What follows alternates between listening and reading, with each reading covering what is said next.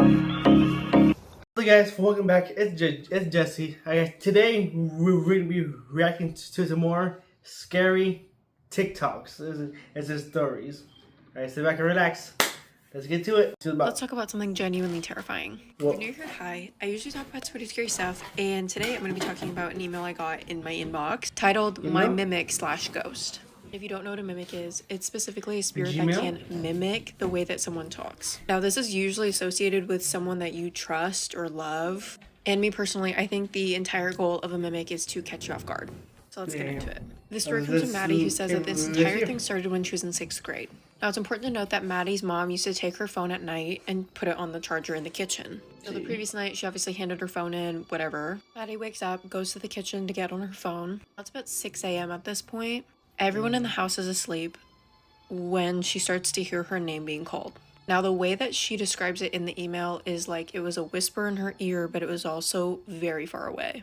This voice sounded like her mom, so she gets up and starts walking to her mom's room, and she hears it again. At this point, Maddie is sprinting to her mom's room, wakes her up and says, "Did you call my name?" Maddie's mom obviously says no, and tells her to stop freaking out. And that was that. She got ready for school, went to school, kind of forgot about it, but didn't forget about it, if that makes sense. Fast forward until now. Maddie's a senior in high school, just hanging out in her room, on her phone again, when her hair starts moving on its own. And obviously she starts freaking out because there's no wind, no fan, no draft in her room, and her hair is moving on its own. What the heck? She starts freaking out, her hair drops, and Maddie invites whatever was touching her hair to continue to touch her hair. Maddie's rationale is that, yes, she's scared of the paranormal, but she also thinks it's very fascinating, which is why she let it touch her hair. This is also how she thinks she invited this thing to stay. Now, fast forward a week. A week from the point where she had her hair touched. Maddie's boyfriend picks her up.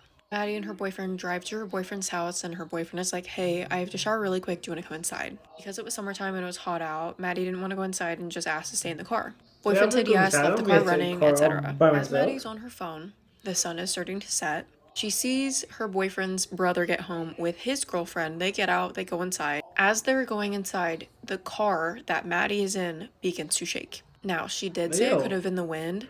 However, she said it felt as if the car was being pushed. And if you have ever rocked back and forth in a car, you know that this is a very distinct feeling. So she looks up, nobody's there. She just gets back on her phone and starts scrolling.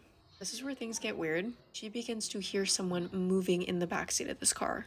Tried to ignore it and brush it off until she physically heard someone dragging their nail across the back of her chair.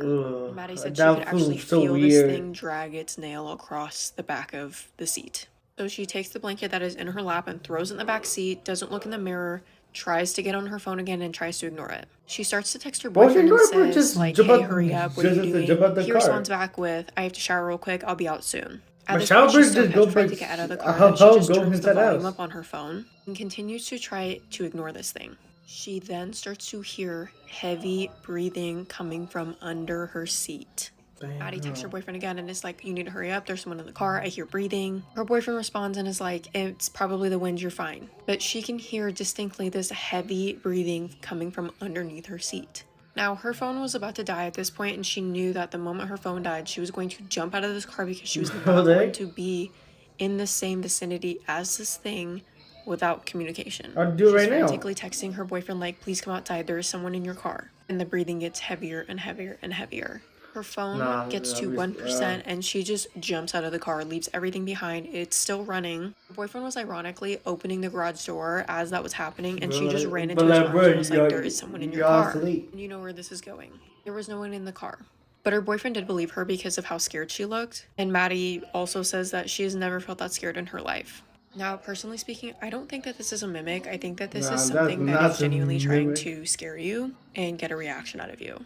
With that being said, I have no idea what this could be. Maddie specifically states that she has never played with a Ouija board. She has never really talked to spirits like that. But I do think allowing it to touch her hair did open something, but I don't know. Let me know what you think in the comments because I'm very curious on what others think of this. But anyways, that's going to do it for me. Stay tuned for my ghost stories. Yeah, guys, that's probably the thing. Everybody was like, "Oh, look at that, I could do whatever I want." Do not invite ghosts or anything to do anything, guys. Okay?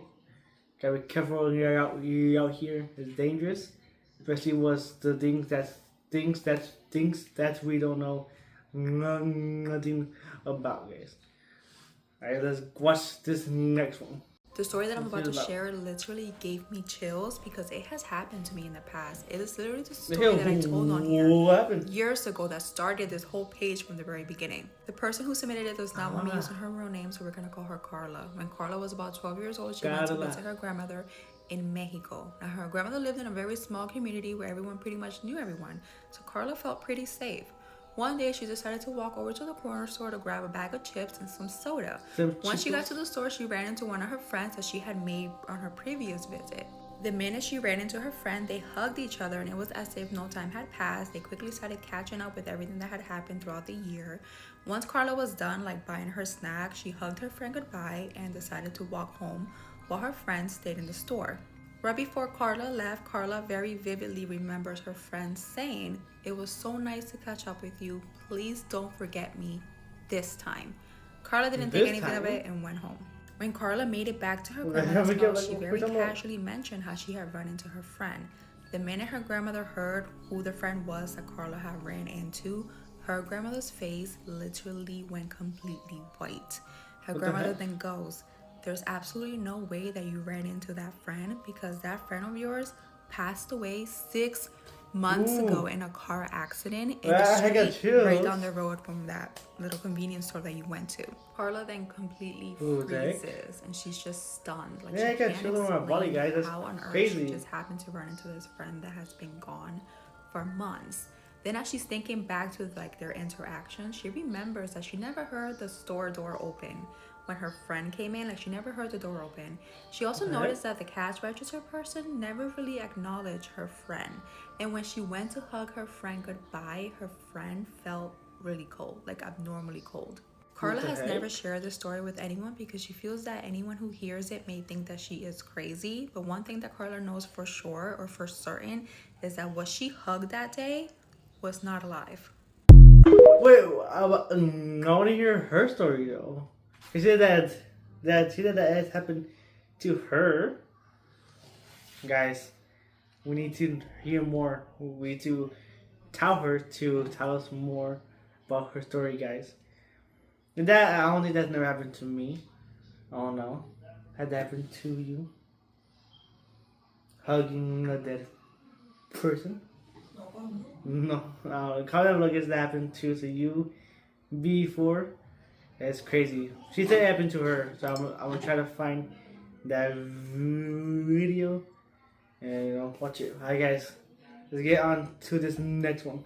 This happened in 2015 in Oaxaca, Mexico. So this guy says that he worked as an architect building schools in very rural areas. When this happened to him, it was when he was out in the middle of nowhere trying to look for land that would be great for a big school. He says that it was about 7 p.m. when he finally finished and was about to head home. He was so far out in the middle of nowhere that there were not even any cars coming or going where he was at. And the nighttime had came very quickly, as he explains that everything was so dark behind him and in front of him that he could barely even make out the trees on the side of the road. He was driving like a work truck, the ones that have the long beds in the back, and yes, this is important for later on. So he had been driving for about an hour, still out in the middle of nowhere. At that point, there weren't even houses near him or around him, and that is when he noticed something up ahead. He explains it as like a figure coming out from in between the trees. He was finally able to tell what it was, and he explains that it was a little girl, maybe age 10, with long straight hair, a dress, and it looked like she had some flowers in her hand. The flowers were very unique and they were very long to the point where the stems were almost touching the ground. He decided to slow down just to see if she needed any help, and when the girl saw that he was slowing, she actually picked up her thumb like she needed a ride. When she gave him the sign that she wanted a ride, he almost hesitated, but then again he's like, there was nothing around me. I've never seen a person, much less a little girl, walking through here by herself in the middle of the night. This is not normal. She must need help. So he stops, puts puts his window down and asks her if she needed help, and she tells him that she just needs a ride home, which is 5 minutes up ahead. That her house was just up ahead by the hill that was coming up. So as soon as he says yes, he turns to look at her to like nod yes, and she was no longer next to his window. She was standing in the passenger side window waiting for him to let her in. He thought that that was strange that she was there so quickly. He didn't even hear her like walk, like the footsteps. He didn't hear anything. But he was also being very cautious, so he's like, hey, I'll give you the ride, but you're not coming in here with me. You're gonna have to go in the back of the truck, and when you were close to your house, just hit the roof of the truck and I'll stop. And she agreed. She actually got on the bed of the truck and he started driving. He was still very cautious as he was driving. He was making sure to look forward, but also at points he would look back just to make sure the girl was okay. He could barely see her because again it was dark, but he could still see that she was in the back of the truck. So he continued driving, and maybe a few minutes passed and he finally hears from the little girl, and he stops to let her off. So when he stops, he does go on the side of the road, rolls down his window and asks if she's okay and if that's where she wanted to be let off. He asked her because all he would see around him was like hills and mountains, and he couldn't see any house or anything. She explains to him that she's okay, that her house is right after that little hill, and that she would be fine walking up the hill into her home. Before she started walking up the hill, he actually asked her if she would sell him one of the flowers that she had because they were really pretty and he wanted to take one to his daughter. She actually looked at him and said no, and said that she was gonna use those flowers to decorate her home, so she couldn't sell him any of them. And she just went ahead and started walking up that hill and into the darkness. He went ahead and kept driving, and he was getting to the point where it was after that hill that she said she lived at, and when he went around it to the other side, he noticed that it was an entrance to a cemetery. The cemetery looked really old, that it didn't even look like anybody was upkeeping it. There was rust all over, the grass was long, like it just looked like nobody was taking care of it. But also he mentions that that was the only thing on the other side of the hill. There was no house. It was just a very old cemetery, and it was also in the moment where he started to feel goosebumps and like felt like something wasn't right. He still kept driving, but that sensation, that feeling about something bad happening or happened, like it wasn't leaving him. A few days later, some of the people from the town that he was at went to his office just to get some approvals on the buildings and stuff like that. They were actually talking, and he decided to tell him about what happened on his way back home in the little town that he was at. When he started describing that little girl, what she looked like with those flowers, that man stayed very quiet. He asked him if he was okay, if anything happened, because supposedly he says that what he saw was not good. What he saw was not alive. The guy tells him that in that cemetery is buried a little girl that had died in very horrible circumstances. That since her death, people have claimed to have seen a girl asking for help on the side of the road. The man continues on saying that the stories that he has heard says that the people who have let the girl in the car end up having really bad accidents. He said that once he heard that, he stayed very quiet. He was almost like in shock. Now all he could think about is what would have happened if he had indeed opened up that passenger side door where she was standing waiting for him. Or what if she had actually given him one of those flowers? Or what would have happened if he had just simply not stopped and given her a ride? Because his theory is, what if those stories are just stories and the accidents are from people who actually didn't stop and help her? And maybe it's the other way around. People who help her don't end up having accidents, and people who don't stop and help are the ones who crash. Because in his mind, it's like, who the hell wouldn't stop and help when they see a little 10-year-old girl on the side of the road knowing there is nothing around? Which honestly, I feel like he's onto something. Definitely onto something. But what do you guys think? That's crazy, man. I'm telling you guys, Mexico is very haunted. You gotta be careful with the little girl on the side of the road. There's a lot of stories about that. One story that's a very good one is a haunted bus. You know, it's a bus. It's a crash because the road was narrow. So the bus that was crashed. All the passengers and the bus drivers died on that bus. And so people still claim to see that bus. There was one story of a guy who actually got on that bus, and so when the guy got off, he looked back and the bus was all on fire. This is really bad. I forgot the full story of it, but that It happened in Mego too. Careful in Mego, guys. A lot of scary things there. I think that do all for today's video. Guys, make sure you guys follow and watch all these TikTokers, guys. Their names will pop up.